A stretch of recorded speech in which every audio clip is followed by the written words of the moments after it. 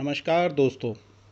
जैसा कि मैंने पूर्ववर्ती अपनी वीडियो में आपसे कहा था कि इस मुद्दे पर मैं आगामी अपने वीडियो जारी करूंगा। यह उसका दूसरा भाग है और इस भाग में मैं जो हमारे बीच में हमारे इस आर्थिक जगत में जो एक निराशा का माहौल बना हुआ है उससे हम कैसे निजात पाएँ, उसके लिए जो सुझाव मेरे दिमाग में आए हैं मैं वो आप लोगों के साथ शेयर करना चाहता हूँ। दोस्तों, सबसे पहले तो मैं आप लोगों को ये बताना चाहता हूँ कि इसके लिए रास्ते हमें स्वयं खोजने होंगे। हम किसी सरकार पर निर्भर नहीं कर सकते, हम किसी राजनीतिक पार्टियों पर निर्भर नहीं कर सकते। इसके लिए हमें एक दूसरे की मदद करनी होगी, तभी इसके लिए हम रास्ते बना पाएंगे। हमें तकनीक के साथ साथ स्थानीय अपने प्रोडक्टों को महत्व देना होगा और बड़ी ये जो मल्टीनेशनल चेन हैं जो हमारे व्यापार का बैठे बैठाए एक ऐप बनाकर उसका एक बहुत बड़ा परसेंटेज प्रॉफिट के तौर पे अपने पास ले जाती हैं, उससे हमें बचना होगा।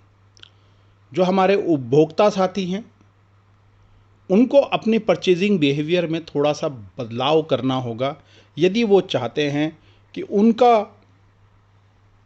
शहर, उनके शहर के व्यापारी खुश रहें, खुशनुमा माहौल हो, तो उसके लिए उनको प्रोत्साहन और उनको सपोर्ट हमें करना होगा। हमें स्थानीय प्रोडक्टों को प्रमोट करना होगा। आज हम देखते हैं कि हम लोग कपड़े जब खरीदने जाते हैं बड़े बड़े मॉल्स में, बड़े बड़े शोरूम्स में, बड़ी बड़ी कंपनियों के हम लोग कपड़े खरीदते हैं और हम देखते हैं कि उदाहरणता में एक छोटी सी बात कहना चाहता हूँ कि जब वो शर्ट, नई नई शर्टें, जब नया नया एडिशन सब आते हैं उस वक्त उनकी प्राइस रेंज होती है 4,000, 5,000 और वही शर्ट 2 महीने बाद वो बेचते हैं 1,500, 1,200 रुपये की। तो आप समझ सकते हैं कि इतना अत्यधिक जो उसका प्राइस रेंज इतना अत्यधिक होता है कि हम लोग उसमें अपनी जेब का बहुत सारा पैसा लुटा देते हैं ब्रांड के चक्कर में, सिर्फ ब्रांड नेम के चक्कर में। आज से अगर हम लोग 10 साल 12 साल पहले नज़र घुमा के देखते हैं तो हम अपने स्थानीय टेलरों से अच्छे अच्छे कपड़े खरीद कर अपनी मनपसंद के रेमंड्स और दुनिया भर के तमाम प्रोडक्ट ऐसे उनके कपड़े लेकर हम अपने स्थानीय टेलरों से कपड़े सिलवाते थे, जो कि बहुत अच्छे, मजबूत भी रहते थे, बहुत लंबे समय तक चलते भी थे। लेकिन ये मार्केटिंग एजेंसियां जो करोड़ों करोड़ रुपया मार्केटिंग करके कमाती हैं और ये बड़ी बड़ी कंपनियां जो अपनी फ्रेंचाइजी मॉडल बेच बेच कर अरबों खरबों कमाते हैं, किसकी बदौलत? आपकी बदौलत।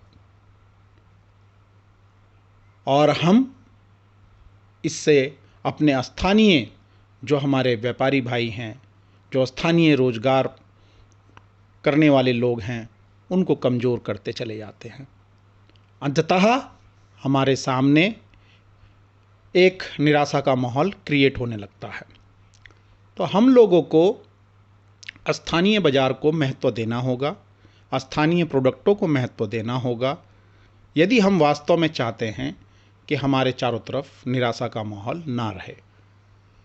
जैसा कि मैं उदाहरण के तौर पे अपने व्यापारी भाइयों को कहना चाहूँगा कि हमें एक अपनी ऐप डिज़ाइन करनी चाहिए। आप संयुक्त रूप से, आपके व्यापारिक संघ हैं उनको कहिए कि वो एक संयुक्त रूप से एक ऐसी ऐप डिज़ाइन करें जिसमें हमारे समस्त जो यहाँ के दुकानदार हैं वो उस ऐप पे रजिस्टर्ड करें और ऑनलाइन जो मार्केटिंग से लोग चीज़ों को संपर्क करते हैं, हम उनके माध्यम से, ऑनलाइन माध्यम से कस्टमर से भी जुड़ सकें।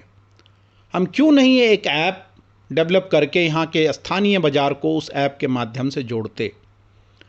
हमारे जितने भी होटल्स उत्तराखंड में होटल चेन हैं, हम क्यों आज मेक माई ट्रिप, ओयो और तमाम ऐसी जो ऐप्स हैं उनके साथ जुड़ के अपने प्रॉफिट का 25 से 30% हिस्सा उन लोगों को देते हैं और वो पैसे उन पे निर्भर करते हैं कि वो पैसा हमें दें, तब जाके हमारे पास आगे के हम लोग अपने काम कर पाते हैं। पैसा भी उनके पास जाता है, पैसा भी वो हमारे होटलों पे बैठे बैठाए 25-30% कमाते हैं। और हम लोग क्यों नहीं उत्तराखंड टूरिज़्म विभाग या हम लोग मिलके एक ऐसी ऐप डिज़ाइन करते जिसे हम सीधा मार्केट करें और जिसको हम कस्टमर से सीधा जुड़ें, और ये जो बीच में जो बिचौलिए के तौर पे आते हैं और हमारा एक बहुत बड़ा हिस्सा पैसे का लेके चले जाते हैं बिना कुछ किए, ऐसे लोगों को हम अवॉइड करना पड़ेगा हमें, अगर हम वास्तव में इस निराशावादी माहौल से बचना चाहते हैं। तीसरी बात मैं ये कहना चाहता हूँ कि हम लोग ये उदाहरण के तौर पे, अभी आपने देखा होगा कि जब ये टूरिज़्म विभाग में ये क्राइसिस आया, तो इस क्राइसिस में बड़ी बड़ी जो ये ओयो सरीके जितनी कंपनियां थी, इन्होंने होटल्स वालों को जो उनके एग्रीमेंट्स थे वो डिसकंटिन्यू कर दिए और उनका पैसा नहीं दिया। उन्होंने साफ साफ इनकार कर दिया कि हम पैसा नहीं देंगे। जब तक मुनाफा हो रहा था ये आराम से ले रहे थे, लेकिन जब वो होटेलियर दिक्कत आई उस प्रोफेशन में तो ये लोग उन्होंने अपना पल्ला उनसे झाड़ लिया और उन्हें मझधार में छोड़ दिया। तो दोस्तों यही होता है हर उस बड़े ब्रांड के साथ कि ये लोग जब तक फ़ायदे के साथी होते हैं, ये नुकसान के कभी साथी नहीं हो सकते। और यदि हम लोग अपने स्थानीय रोजगार को अपने कंधों के दम पर मार्केट करेंगे तो हमें कोई ठग नहीं पाएगा, हमारे हिस्से के प्रॉफिट को कोई ले नहीं पाएगा। ऑनलाइन मार्केटिंग में नए नए बाज़ार में अभी कुछ दिनों पहले ही जोमैटो और स्विगी ऐसे तमाम ऑनलाइन सर्विसेज प्रोवाइड करने वाली ऐप्स आईं और उन्होंने हमारे रेस्टोरेंटों से, होटलों से, दुकानों से 20 से 25%, 30% कमीशन चार्ज करते हैं वो लोग, क्योंकि हम व्यापारी हैं, हमें पता है कि ये लोग इतना कमीशन हमसे चार्ज करते हैं। आफ्टर ऑल वो कमीशन किसकी कॉस्ट पे जाता है? हमारे यहाँ के स्थानीय व्यापारियों को मैं कहूँगा कि ऐसे जो चेन हैं, ऐसी चेनों को जो कमीशन हम लोग बांटते हैं, हम वो कमीशन अपने आम उपभोक्ताओं को उतना पैसा छोड़ दें। हम अपने कोई प्रोडक्ट नुकसान में ना बेचें, लेकिन अपने लाभ को कम कर लें थोड़ा। अगर हम अपने लाभ को थोड़ा कम कर लेंगे तो हम इन कमीशन देने से बचेंगे। हम दुनिया भर के फर्जी एडवर्टीज़मेंट में अपना पैसा नहीं खपाएंगे। वो सारा पैसा हम लोग अपने उपभोक्ताओं को यदि डिस्काउंट के रूप में दे देंगे तो उनके लिए प्रोडक्ट एक रीज़नेबल हो जाएगा और वो खरीदने की क्षमता उसकी बढ़ जाएगी। इस तरह से हम अपने बाज़ार को सपोर्ट कर सकते हैं। तो दोस्तों, आज अभी मेरी कुछ इन बिंदुओं पे जो मैंने आप लोगों से बात कही है, इस पे विस्तार से मैं डेटाबेस आप लोगों से बात करूंगा और स्थानीय व्यापारियों से मैं चाहूँगा कि हम संपर्क भी करें और उनको इस बात के लिए जागृत करें कि हमें संगठित होना होगा। संगठित होकर हमें जिस तरह से स्थानीय व्यापार को बढ़ावा दे सकते हैं, उसके लिए हमें विचार विमर्श करके अति शीघ्र इस प्रकार के मॉडल डिज़ाइन तैयार करने होंगे जिससे हम अपने व्यापार का खुद पोषण कर सकें। आज मैं अपने इस वीडियो में आपसे इतनी ही बात कहना चाहता हूं। आशा है मेरी ये सजेशंस आपको अच्छे लगे होंगे। तो मेरे YouTube चैनल्स के कमेंट बॉक्स में जाकर अपनी राय मुझे अवश्य दीजिएगा।